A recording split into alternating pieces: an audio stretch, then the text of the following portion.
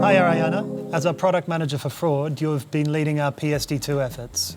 Can you help us understand a bit more about what PSD2 is and what people need to know? So PSD2 is an European regulation that seeks to make digital payments more secure. So basically PSD2 what tries to do is, depending on where the issuer and the acquirer are located, that transaction needs to be authenticated using SCA. So actually it doesn't matter where the merchant is located. The merchant can be located in China, but if the issuer of the card and the acquirer of the transaction is located in Europe, then that transaction should be authenticated. One key area of PSD2 is strong customer authentication, or as we call it, SCA. Can you help us understand why that's so important? SCA means that we want to authenticate the identity of the cardholder.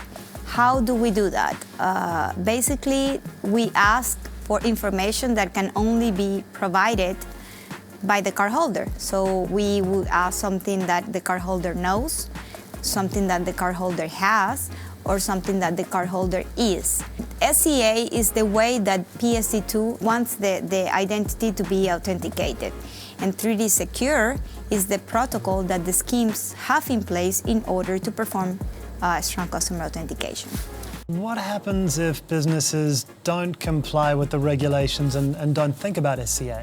After December 31st, 2020, the issuers and the acquirer are going to start reinforcing even more the use of strong customer authentication. So if we have a transaction that is not authenticated and should be, then that transaction is going to be soft declined by the issuer. When we say soft decline, we mean that that transaction will be declined, but we are going to have an opportunity to resubmit it using strong customer authentication. If that transaction is not resubmitted with SCA, then that transaction will be declined, and by that we mean hard decline by the issuer. What's your one piece of advice to merchants out there and maybe even our customers? To reach out to us, because we have different possibilities that we can offer to reduce or minimize the impact that PSD2 has.